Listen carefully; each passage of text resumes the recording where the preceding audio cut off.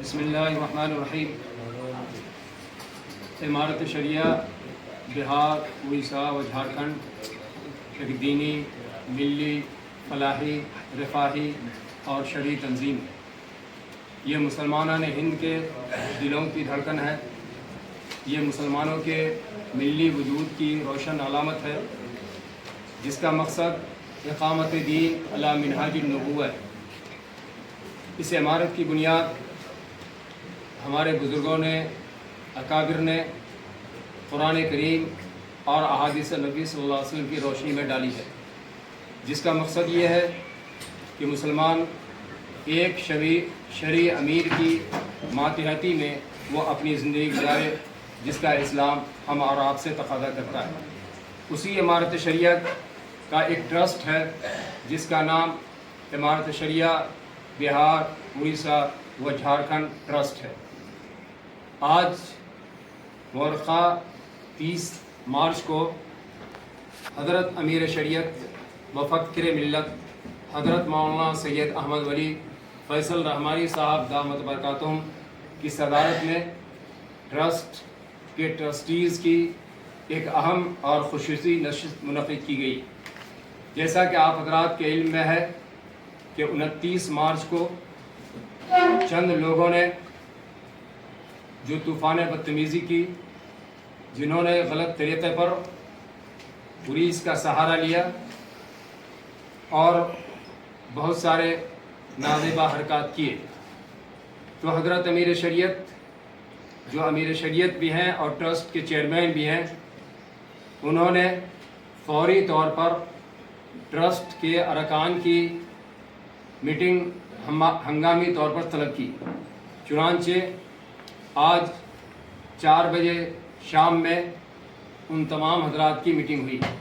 آپ حضرات کے علم میں یہ بات میں ڈال دوں کہ امارت شریعہ بہار، اڑیسہ اور جھارکھنڈ جو ٹرسٹ ہے، اس کے 17 ممبران ہیں، جن میں سے جو بحیثیت عہدہ ہوتے ہیں امیر شریعت، نائب امیر شریعت، ناظم امارت شریعہ، قاضی امارت شریعہ، مفتی امارت شریعہ، انچارج بیت المال۔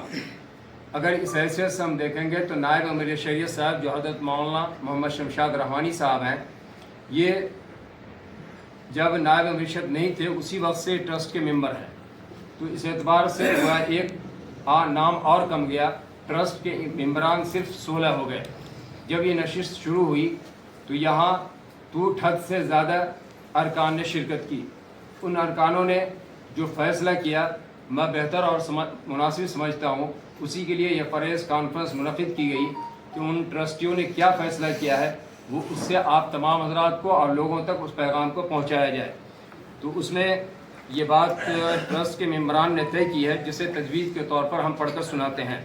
شریف کے احاطے میں ٹرسٹ کے جن ممبران نے طوفان بدتمیزی کی، امارت شریعہ کے وقار کو مجروح کرنے، اس کو بدنام کرنے کا جو طریقہ اختیار کیا، اس پر ٹرسٹ کے تمام ممبران نے پرزور مذمت کی اور اتفاق رائے سے ایسے ٹرسٹیوں کو ٹرسٹ کی رکنیت سے برطرف کرنے کی تجویز پاس کی۔ ان میں خاص کر مولانا ابو طالب رحمانی، مولانا نذر توحید مظاہری، جناب ڈاکٹر احمد اشفاق کریم، جناب ایڈوکیٹ راغب احسن صاحب کے کردار و عمل پر تشویش کا اظہار کیا اور انہیں ٹرسٹ اور امارت شریعہ سے متعلق ہر طرح کی کمیٹی کی رکنیت سے برطرف کر دیا۔ دوسری تجویز یہ بھی طے پائی کہ 29 مارچ کو امارت شریعہ مخالف سرگرمیوں میں شریک افراد جو امارت کے کسی مجلس میں پہلے سے ممبر رہے ہوں، ایسے تمام افراد کو ان کے عہدوں سے برطرف کیا جائے۔ یہ بھی طے پایا کہ ٹرسٹ کی خالی جگہوں کو حضرت امیر شریعت اپنی ثوابدید سے پر کریں گے۔ یہ کمیٹی اس سلسلے میں حضرت امیر شریعت کو مجاز گردانتی ہے۔ امیر شریعت امارت شریعہ کے بینکوں میں سگنیچری کی حیثیت سے بحیثیت عہدہ میرا نام ہے کہ مفتی محمد سعید الرحمان قاسمی قائم مقام ناظم امارت شریعہ کا نام شامل کیا جائے اور اس سلسلے میں حضرت امیر شریعت مدد العالی کے دستخط سے بینک مینیجر کے نام خط بھیجا جائے۔ حضرت امیر شریعت نے مولانا محمد شبلی قاسمی صاحب کو امارت شریعہ سے برطرف کیا۔ یہ مجلس حضرت امیر کی اس فیصلے کی تائید کرتی ہے۔ 29 مارچ کو نادبہ حرکت کرنے والوں اور امارت شریعہ کے وقار کو مجروح کرنے والوں کے خلاف قانونی کارروائی کی جائے۔ ٹرسٹ ڈیڈ کے دفعہ نمبر 9 میں یہ صراحت موجود ہے کہ امیر شریعت کو نظام امارت میں نقطۂ مرکزی کی حیثیت ہوگی، یعنی ان کا فیصلہ آخری اور حتمی فیصلہ ہوگا۔ ڈیڈ کی دفعہ 12 میں یہ صراحت موجود ہے کہ انتخاب امیر کا حق مجلس ارباب حل وقت کو ہوگا، اور دفعہ 13 میں ہے کہ عزل امیر کا اختیار مجلس ارباب حل وقت کو حاصل ہوگا۔ لہذا جن ٹرسٹیوں نے امیر کا انتخاب کیا وہ غیر شرعی، غیر قانونی، غیر دستوری تو ہے ہی، وہ مضحکہ خیز بھی ہے۔ یہ مجلس اس کی پرزور مذمت کرتی ہے کہ وہ امیر کسی بھی صورت میں نہیں ہو سکتے ہیں۔ یہ ٹرسٹ کی جو میٹنگ آج ہوئی تھی، جس میں ٹرسٹ کی ٹرسٹ کے اکثر ارکان نے شرکت کی، اس میں یہ تجاویز منظور کی گئی۔ کون کون ارکان شریک ہوئے ہیں یہ ٹرسٹ کی میٹنگ میں؟ اس ٹرسٹ کی میٹنگ میں جو شریک ہوئے ہیں وہ حضرت امیر شریعت، انہی کی صدارت میں میٹنگ ہوئی، حضرت نائب امیر شریعت حضرت مولانا شمشاد رحمانی صاحب، قاضی شریعت حضرت مولانا مفتی انظار عالم قاسمی صاحب، اور میں محمد سعید الرحمان قاسمی، مفتی احتکام الحق قاسمی صاحب، اسی طرح جناب جاوید اقبال ایڈوکیٹ صاحب، جناب مولانا عارف رحمانی صاحب، ماسٹر انوار صاحب، اور جناب سمیع الحق صاحب، جناب فہد رحمانی صاحب، اور انچارج بیت المال انچارج عرفان الحسن صاحب وغیرہ، ان حضرات نے حاجی اکرام صاحب، ان حضرات نے اس میں شرکت کیا، ان کا نام لے لیا۔ امیر سے اجازت نہیں لی جاتی ہے کیا؟ سویپر یا مالی ان سب کی تقرری کے لیے امیر کی اجازت درکار ہوتی ہے کیا؟ دیکھیے، امارت شریعہ میں کسی کی بھی تقرری کے لیے، کسی کی بھی بحالی کے لیے امیر کی اجازت ضروری ہوتی ہے۔ امیر کی اجازت کے بعد پھر اس کو نافذ کرتے ہیں، جو ناظم ہوتے ہیں اس کو نافذ کرتے ہیں، لیکن پہلے تقرری کا امیر سے اجازت لینی پڑتی ہے۔ وہ بحیثیت رکن شورا یا ٹرسٹی کتنی بار عمارت آئے؟ اشفاق کریم صاحب یہاں آئے ہیں، کچھ کام ان کو دیکھتے رہے ہیں، کچھ ان سے میرے خیال میں جب بھی شورا کی میٹنگ یا ٹرسٹ کی میٹنگ کے علاوہ شاید کبھی آئے ہیں، ایک آدھ دو مرتبہ یاد ہے وہ آئے ہیں، لیکن بہت کم آنا ہوا ہے۔ مولانا ابو طالب سے بیت المال کو کچھ فائدہ ہوا؟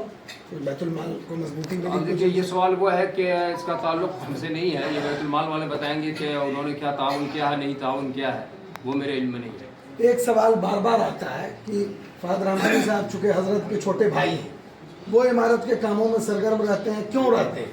وہ عمارت میں کیا ہے؟ بحیثیت عہدہ، منصب کیا ہے؟ انجینئر حامد فہد رحمانی صاحب یہ امارت شاہ کے ٹرسٹی ہیں۔ وہ اس اعتبار سے کہ ٹرسٹ ڈیڈ میں یہ بات صراحت کے ساتھ لکھی ہوئی ہے کہ خانقاہ رحمانی کے سجادہ نشین یا نمائندہ وہ اس کے رکن ہوں، تو اسے نمائندہ ہونے کی حیثیت سے انجینئر صاحب اس کے رکن ہیں۔ اسی طرح سے مجلس شورا کے بھی وہ رکن ہیں، مجلس ارباب حل وقت کے بھی وہ رکن ہیں۔ تو ان کو کام کرنا ہی چاہیے۔ ظاہر ہے۔ اور کوئی سوال؟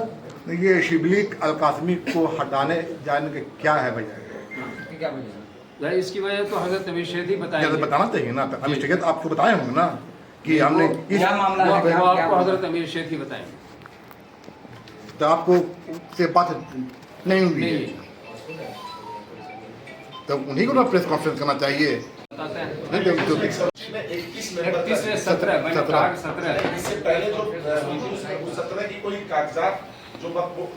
وہ بالکل وہ سارے کاغذات موجود ہیں یہاں، 17 کے جو ہے جو ٹرسٹی ہیں 17 کو وہ کاغذ موجود ہیں یہاں۔